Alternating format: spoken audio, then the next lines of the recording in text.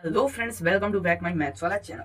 आज की इस वीडियो में हम लोग डिस्कस करने वाले हैं कि क्लास 10 के सभी विषयों की नोट्स कैसे बनाते हैं। आपने एक कहावत सुनी होगी कि कम लिखो और ज्यादा पढ़ो। कैसे कम लिखो और ज्यादा पढ़ो? लिखना कम है और पढ़ना ज्यादा है। तो वैसे हमको नोट्स बनाना है कि लिखे कम और पढ़े ज्यादा। आप लोग समझ रहे हो ना? नोट का मतलब दोहराना है। ऐसा नहीं कि नोट्स का मतलब वो किताबें छाप दी, ऐसा नहीं है। नोट्स का मतलब दोहराना है, किताब की नकल नहीं, किताब के जैसा नहीं लिखना है आपको।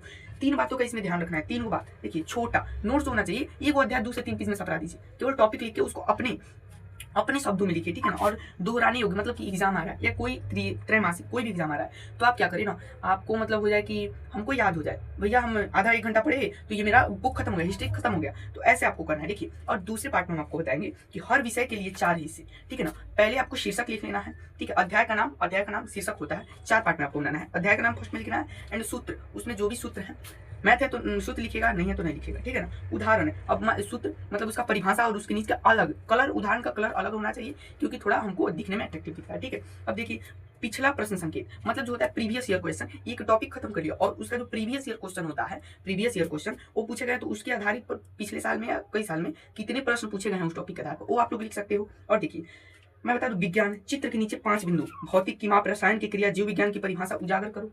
कोई भी चित्र लिख रहे हो तो उस पर परिभाषा के साथ चित्र बनाना। ऐसे नहीं कि चित्र बना दिए नाम लिख दिए तो हो गया, परिभाषा होना चाहिए, ठीक है ना।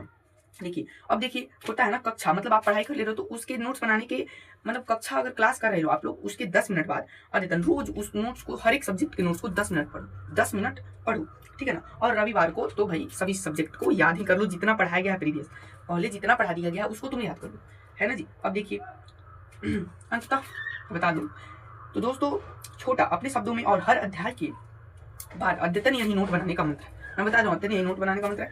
बताओ कौन सा विषय कठिन लगता है, जो भी